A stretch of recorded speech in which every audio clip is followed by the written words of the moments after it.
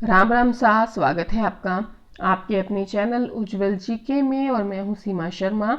आज हम RBSC 8th class history का पार्ट सेकंड देखने वाले हैं और ये अंतिम भाग रहेगा। प्रश्नों की संख्या 138 से 274 तक है। आरबीएससी 8th क्लास हिस्ट्री का जो पहला पार्ट है वो आपको डिस्क्रिप्शन में मिल जाएगा। साथ ही अगर आप आरबीएससी की दूसरी जो है नोट्स देखना चाहते हैं तो आप उज्जवल जी के चैनल पर विजिट कर सकते हैं। उज्जवल जी के चैनल को प्लीज़ सब्सक्राइब कर लें और पास के बेल आइकन को जो है प्रेस कर दें ताकि नई वीडियो की नोटिफिकेशन आपको समय रहते मिलती रहे। अगर आपको वीडियो ज़रा सी भी पसंद आती है प्लीज़ अपने मित्रों में शेयर जरूर करें। चलिए पढ़ना शुरू करते हैं। राष्ट्रीय कांग्रेस का पहला अध्यक्ष कौन था? व्योमेश चंद्र बनर्जी था। देखिए इसकी जो स्थापना की गई है कांग्रेस की वो कब की गई है? 1885 में की गई है, ठीक है। और किस डेट को की गई है? तो 28 दिसंबर को की गई है। किसने की है? तो एलन ऑक्टेवियन ह्यूम ने की है। अगर हम व्योमेश चंद्र बनर्जी की बात करें तो ये बंगाल से संबंधित थे, ठीक है। ज़्यादा हम देखिए डिटेल में नहीं लेंगे क्योंकि प्रश्नों की संख्या ज़्यादा है और अगर हम डिटेल में लेने लग गए तो फिर वीडियो काफ़ी बड़ी बन जाएगी। किसानों और व्यापारियों को जबरदस्ती कितनी कीमत देकर अंग्रेजों द्वारा माल खरीद लिया जाता था? तो 1/4 कीमत देकर किसानों और व्यापारियों से ये लोग माल खरीदते थे और 5 गुना जो है बढ़ाकर फिर इस माल को बेच दिया जाता था, ठीक है। तो जबरदस्ती 1/4 कीमत देकर, जैसे 1 रुपए की चीज है, 4 रुपए की चीज है तो उसे 1 रुपए में खरीद लिया जाता था। किसने कौन खरीदता था? अंग्रेज खरीदते थे। किससे? किसानों व्यापारियों से। ब्रिटिश काल में जयपुर राज्य में सर्वोच्च न्यायालय को क्या कहा जाता था? महकमा खास कहा जाता था। भारतीय शिक्षा का मैग्ना कार्टा किसे कहा जाता है? तो 1854 का जो वुड डिस्पैच है इसे भारतीय शिक्षा का मैग्ना कार्टा कहा जाता था। देखिए इसमें उच्च शिक्षा का जो माध्यम है वो अंग्रेजी रखा गया था। मराठा और केसरी अखबार किसके द्वारा चलाए गए? तो बाल गंगाधर तिलक के द्वारा चलाए गए थे मराठा और केसरी अखबार। शिवाजी व गणपति उत्सव के माध्यम से लोगों में जन जागृति किसने पैदा की थी? तो बाल गंगाधर तिलक ने पैदा की थी। 1916 में कांग्रेस व मुस्लिम लीग के मध्य हुआ लखनऊ समझौता किनके कारण संभव हुआ? तो बाल गंगाधर तिलक के प्रयासों से कांग्रेस और मुस्लिम लीग के मध्य लखनऊ समझौता हुआ 1916 में। ब्रिटिश संसद के द्वारा किस एक्ट को पारित करके गवर्नर की कार्यकारी परिषद के साधारण सदस्यों की संख्या 4 से बढ़ाकर 5 कर दी गई? देखिए पहले संख्या होती थी गवर्नर के कार्यकारी परिषद में 4 और ब्रिटिश संसद ने क्या किया? 1861 का भारत परिषद अधिनियम जो है वो लाकर और फिर क्या कर दिया? 4 से बढ़ाकर 5 संख्या कर दी गई। ब्रिटिश काल में राजस्थान की रियासतों में किसी नाबालिग कुमार के राजा बनने पर ब्रिटिश सरकार के द्वारा पॉलिटिकल एजेंट की अध्यक्षता में किसका गठन किया गया? तो अभिभावक परिषद का गठन किया गया। देखिए पहले क्या होता था कि राजस्थान की रियासत जो संधि कर लेती थी अंग्रेजों से, वहां पर अंग्रेज लोग पॉलिटिकल एजेंट अपना रख देते थे और जब किसी नाबालिग कुमार के राजा बनाया जाता था तो पॉलिटिकल एजेंट क्या करता था? एक अभिभावक परिषद का गठन करता था। ब्रिटिश संसद के किस एक्ट के द्वारा विधान परिषद को अब पूरे भारत के लिए कानून और नियम बनाने की शक्ति प्रदान की गई? तो 1861 का जो भारत परिषद अधिनियम है उसके तहत ब्रिटिश भारत के लिए कानून व नियम की जो है वो शक्ति प्रदान की गई। किसके द्वारा? ब्रिटिश संसद के द्वारा 1861 का भारत परिषद अधिनियम लाया गया। देखिए भारत 2 प्रकार से शासित होता था। एक तो ब्रिटिश भारत के द्वारा जिसे ब्रिटिश संसद जो है वो चलाती थी और एक जो है रियासती भारत होता था। तो 2 प्रकार से शासन चलता था। भारतीय राष्ट्रीय कांग्रेस का पहला अधिवेशन कहां पर हुआ है? बंबई में हुआ है, ठीक है। बंबई में हुआ था पहला अधिवेशन 1885 को ही।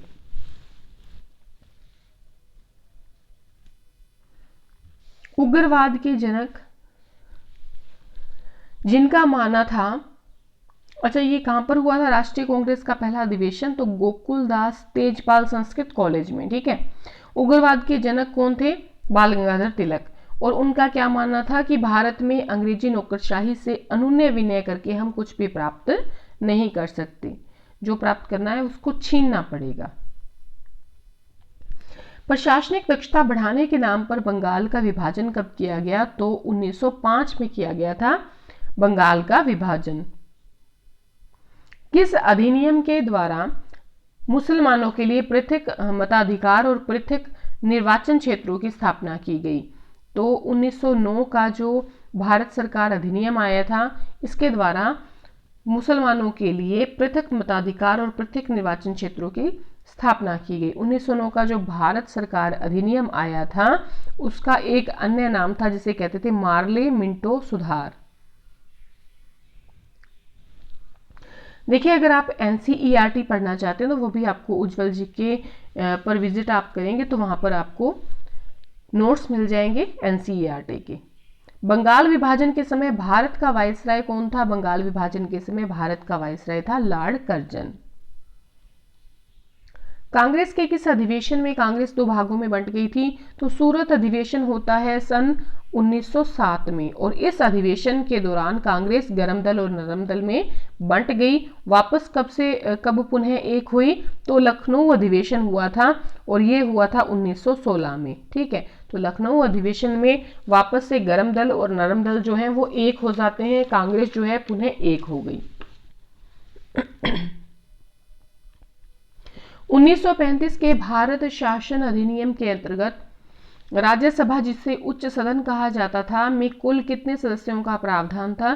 तो कुल जो थे सदस्यों का प्रावधान जो था 1935 के एक्ट में 260 सदस्यों का था, जिसमें जो देसी रियासतें थी उनमें से तो 104 सदस्य लिए गए थे, और जो ब्रिटिश प्रांत हुआ करते थे उनसे 156 सदस्य लिए गए थे। तो टोटल कितने हो गए आपके? 260। लाला लाजपत राय जो कि पंजाब के थे, विपिन चंद्र पाल जो कि बंगाल से थे, और बाल गंगाधर तिलक जो कि महाराष्ट्र से संबंधित थे, और ये नेता कहाँ के थे? तो गरम दल के नेता थे। ठीक है। जलियांवाला बाग हत्याकांड कब हुआ था? अमृतसर में होता है 13 अप्रैल 1919 को। 1935 के अधिनियम में संघीय सभा के सदस्यों की संख्या कितनी थी?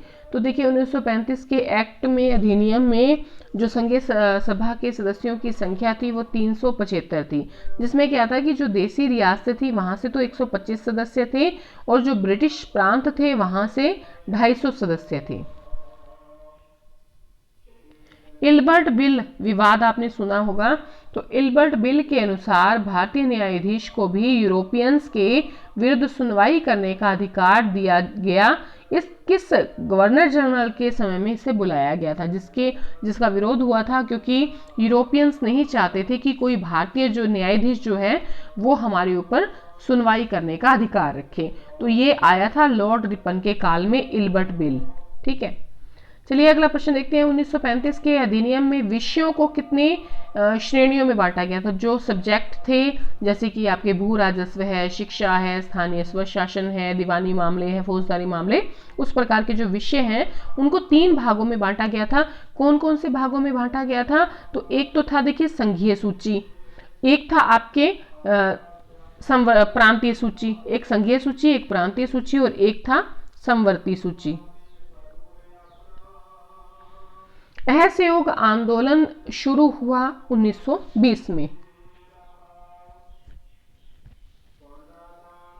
एक वीडियो बनाई हुई है, और काफ़ी शॉर्टकट में वहाँ पर मैंने पूरे जो हमारा भारत का आंदोलन हुआ है उसके बारे में बनाई है। तो आप वो रीट की जो वीडियोस हैं उनमें जाकर देख सकते हैं, जिसके अंतर्गत आपको बहुत थोड़े से समय में जितने भी आंदोलन हुए हैं क्रमबद्ध रूप से वो आपको वहाँ पर मिल जाएंगे। ठीक है, तो असहयोग जो आंदोलन है ये हुआ था 1920 में।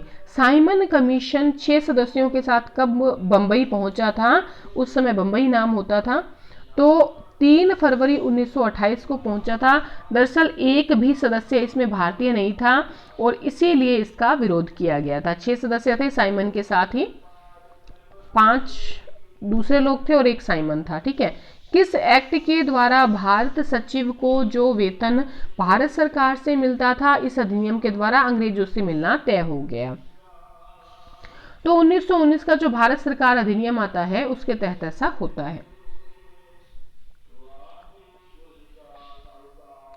1935 के अधिनियम में शिक्षा, भू राजस्व, स्थानीय स्वशासन कानून किस सूची में शामिल हुए? तो ये प्रांतीय सूची में रखे गए थे। चोरा चोरी कांड जो है ये कब हुआ था? ये हुआ था 5 फरवरी 1922 को। देखिए असहयोग आंदोलन शुरू होता है 1920 में और असहयोग आंदोलन को 12 फरवरी 1922 में क्या होता है, गांधी जी वापस ले लेते हैं। किस कांड के चलते? चोरा चोरी कांड के चलते। किस अधिनियम के द्वारा भारत में सबसे पहले संघात्मक सरकार की स्थापना हुई थी? 1935 के भारत सरकार अधिनियम के तहत संघात्मक सरकार की स्थापना की गई थी। 1935 के अधिनियम में दीवानी मामले, फौजदारी मामले, विधि, विवाह, तलाक व उत्तराधिकार किस सूची में थे? तो ये समवर्ती सूची में रखे गए थे।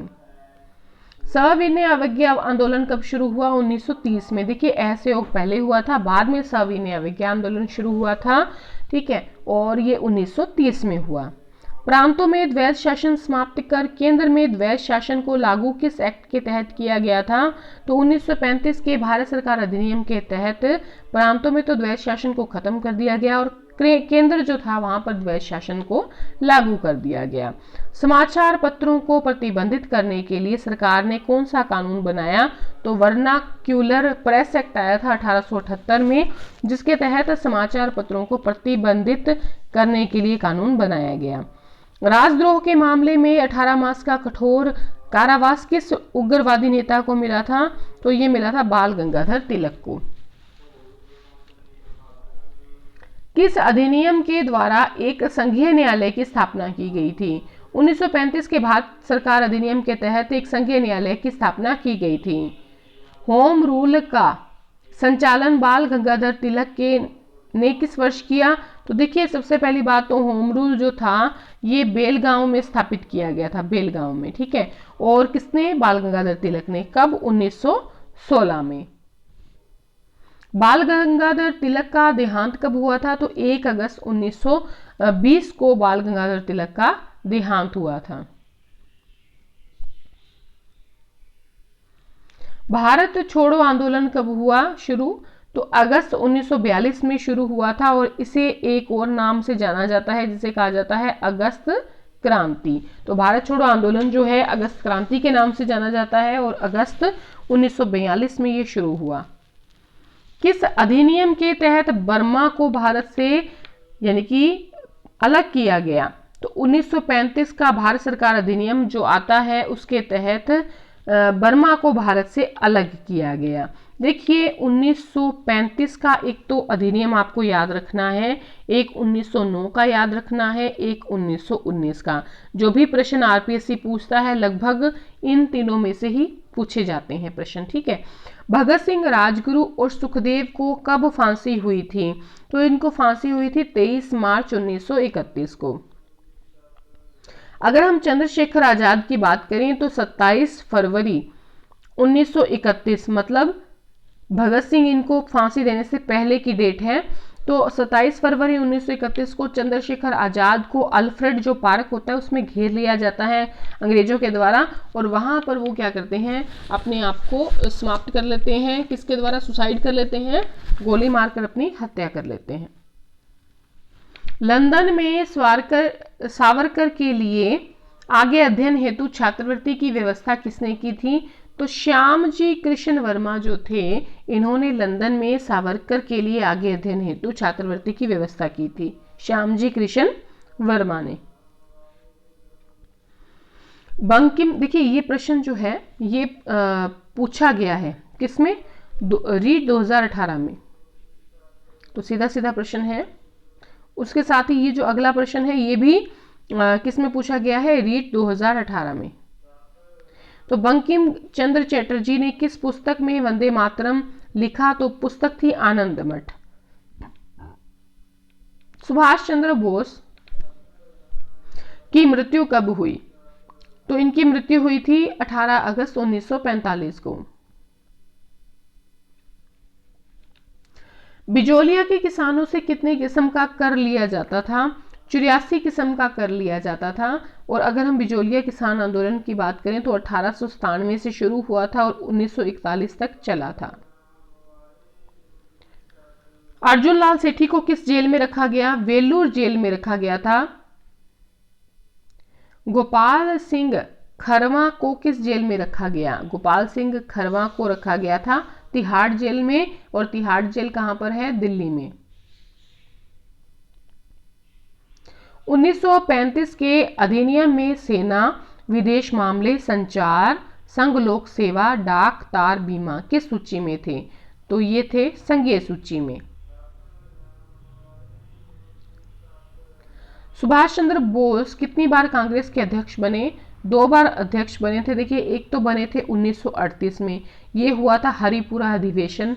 एक हुआ था उसके अगले साल ही 1939 में, ये था त्रिपुरा अधिवेशन। ये 1938 वाला था हरिपुरा अधिवेशन, 1939 वाला त्रिपुरा अधिवेशन। और इसमें थोड़े दिनों बाद ही इन्होंने क्या किया? अपने अध्यक्ष पद से इस्तीफा दे दिया था। प्रतापगढ़ में किसके नेतृत्व में हरिजन सेवा समिति का गठन हुआ? तो हरिजन सेवा समिति का गठन हुआ था अमृतलाल के नेतृत्व में। आजाद हिंद फौज की कमान सुभाष चंद्र बोस ने संभाली। कब संभाली थी? तो 1943 में। देखिए, उस समय आईएएस की परीक्षा नहीं होती थी, आईसीएस की परीक्षा होती थी, जिसे किसने पास किया था? सुभाष चंद्र बोस ने। चेतावनी रा चुंगटिया किसने लिखा?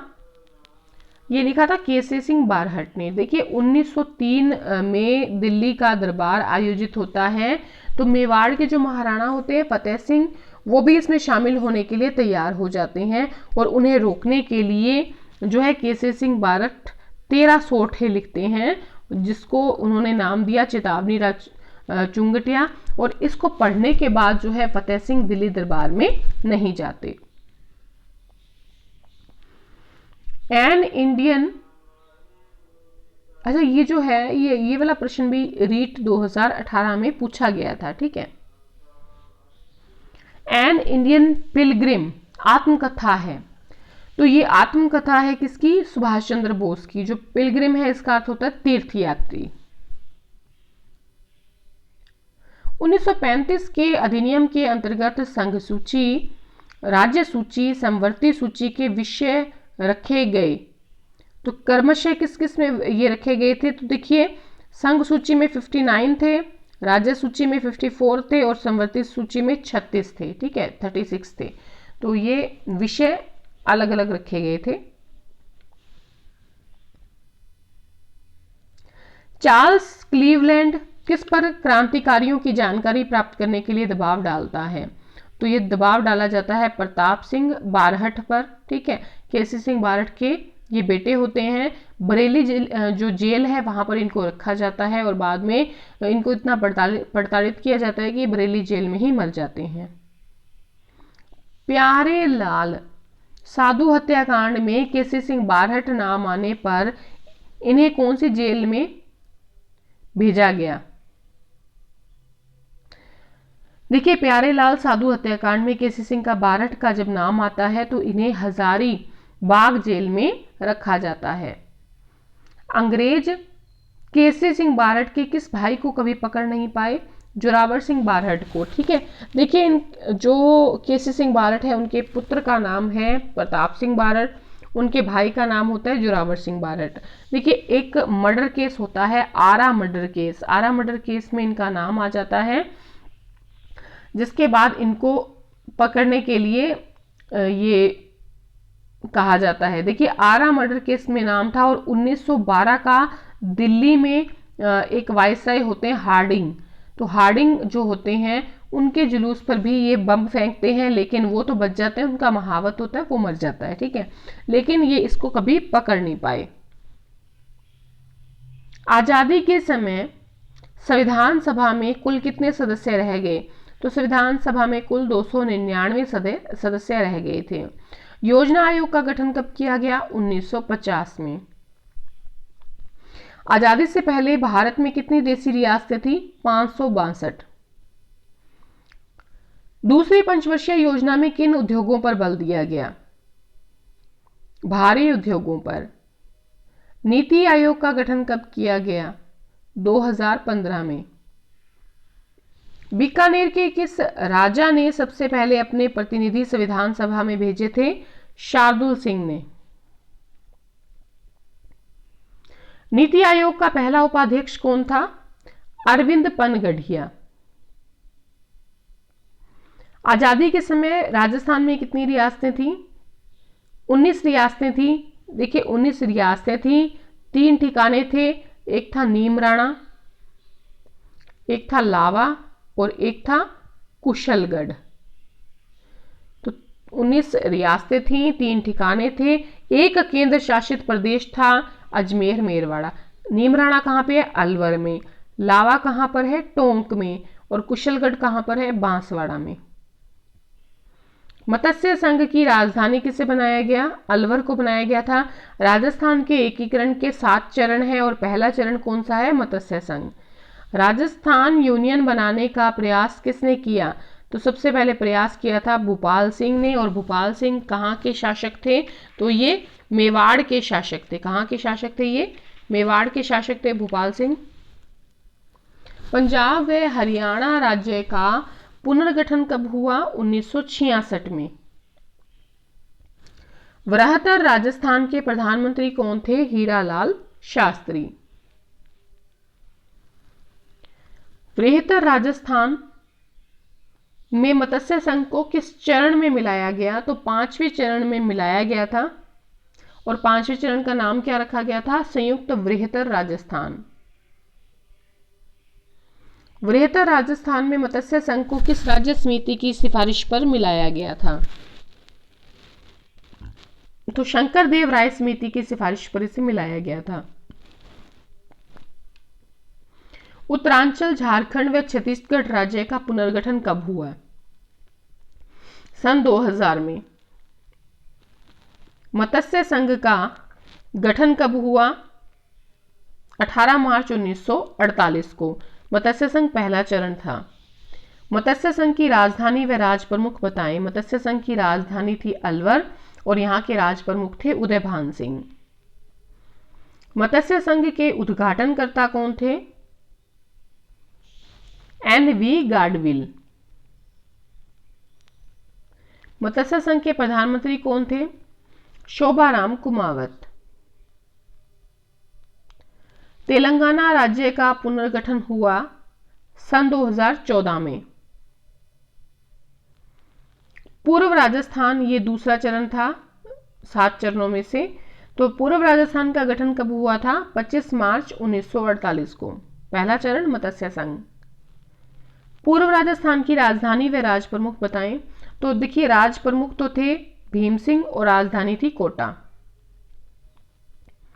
पूर्व राजस्थान के उद्घाटनकर्ता तो मत्स्य संघ के और पूर्व राजस्थान के उद्घाटनकर्ता थे एन.वी. गाडविल। राजस्थान राज्य का पुनर्गठन कब हुआ? 1 नवंबर 1956 में। संयुक्त राजस्थान का गठन कब हुआ? 18 अप्रैल 1948 को। संयुक्त राजस्थान तीसरा चरण था। संयुक्त राजस्थान की राजधानी व राज प्रमुख बताएं। तो उदयपुर तो राजधानी थी संयुक्त राजस्थान की तीसरे चरण की। और भूपाल सिंह जो थे वो यहाँ के राज प्रमुख थे, भूपाल सिंह। संयुक्त राजस्थान के उद्घाटनकर्ता कौन थे? जवाहरलाल नेहरू। वृहत्तर राजस्थान का गठन कब हुआ था? ये चौथा चरण था और 30 मार्च 1949 को इसका गठन हुआ। वृहत्तर राजस्थान की राजधानी व राज प्रमुख बताएं। जयपुर तो वृहत्तर राजस्थान की राजधानी थी और राज प्रमुख थे मानसिंह, जयपुर के मानसिंह। वृहत्तर राजस्थान के उद्घाटनकर्ता कौन थे? सरदार पटेल। पूर्व राजस्थान के प्रधानमंत्री थे गोकुल लाल असावा।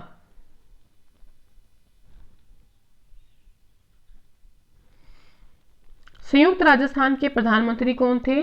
माणिक्य लाल वर्मा। राजस्थान में क्षेत्रफल की दृष्टि से सबसे बड़ी रियासत कौन सी थी? जोधपुर। और सबसे छोटी रियासत कौन सी थी क्षेत्रफल की दृष्टि से? शाहपुरा। राजस्थान नाम कब अपनाया गया? 26 जनवरी 1950 को। सम्मेलन करना है, संयुक्त वृहत्तर राजस्थान 15 मई 1949 को बना। राजस्थान दिवस 30 मार्च को मनाया जाता है। राजस्थान संपूर्ण निर्माण 1 नवंबर 1956 को। राजस्थान संघ में कौन सी रियासत शामिल थी? बांसवाड़ा, डूंगरपुर, प्रतापगढ़, कोटा, बूंदी, झालावाड़, टोंक, शाहपुरा, किशनगढ़ व कुशलगढ़। देखिए, पूर्व राजस्थान का ही जो दूसरा नाम है वो है राजस्थान संघ, और ये दूसरा चरण था राजस्थान के एकीकरण का। राजस्थान में सबसे नई रियासत कौन सी थी? झालावाड़। बागड़ संघ बनाने का प्रस्ताव किसने रखा था? डूंगरपुर महारावल ने। डूंगरपुर के महारावल ने बागड़ संघ बनाने का प्रस्ताव रखा था। राजस्थान की सबसे पुरानी रियासत कौन सी है? मेवाड़ है। सबसे नई कौन सी है? झालावाड़। सत्यनारायण राव समिति के आधार पर शिक्षा विभाग को रखा गया, तो शिक्षा विभाग को रखा गया था बीकानेर में। अखिल भारतीय स्तर पर किसकी अध्यक्षता में राजस्थान आंदोलन समिति का गठन किया गया? राम मनोहर लोहिया के द्वारा। संयुक्त राजस्थान में कौन सी रियासत शामिल हुई? उदयपुर रियासत शामिल हुई। तीसरा चरण था संयुक्त राजस्थान, और इसमें राज प्रमुख जो है भूपाल सिंह को बनाया गया था। हिंदी के पहले महाकाव्य पृथ्वीराज रासो की रचना किनके द्वारा की गई? चंद्रबरदाई के द्वारा। लाहौर में जन्म हुआ था चंद्रबरदाई का।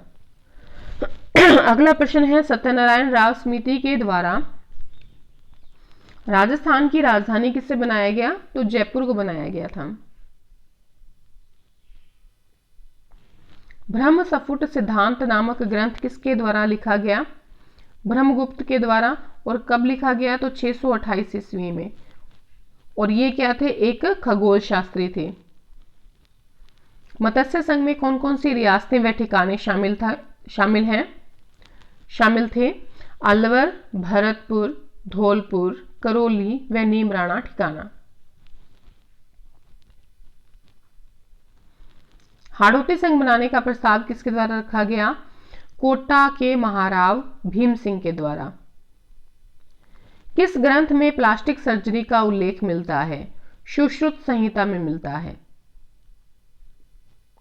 वृहत्तर राजस्थान में कौन सी रियासत शामिल हुई? जयपुर, जोधपुर, जैसलमेर व बीकानेर। देखिए, राजस्थान प्रमुख जो है जयपुर के थे, मानसिंह, उनको बनाया गया था वृहत्तर राजस्थान में। और वरिष्ठ जो राज प्रमुख थे वो जोधपुर के थे, हनुमंत सिंह। सत्यनारायण राव समिति के द्वारा उच्च न्यायालय को रखा गया था, तो जोधपुर में रखा गया था। महान गणितज्ञ ब्रह्मगुप्त का जन्म कहां पर हुआ? भीनमाल जालोर में। छठे चरण में किस रियासत को राजस्थान में मिलाया गया? तो आबू व दिलवाड़ा को छोड़कर शेष सिरोही को मिलाया गया था छठे चरण में, और ये 26 जनवरी 1950 को छठा चरण बना था। खंड खाद्यक्रम ग्रंथ के लेखक कौन है? ब्रह्मगुप्त। कहां जन्म हुआ? गणितज्ञ है भीनमाल जालोर। सुश्रुत संहिता के लेखक कौन है? महर्षि सुश्रुत। ये विश्वामित्र जो है उनके वंशज थे। आबू, दिलवाड़ा और अजमेर मेरवाड़ा को राजस्थान के किस चरण में मिलाया गया? तो 7वें चरण में मिलाया गया था 1 नवंबर 1956 को।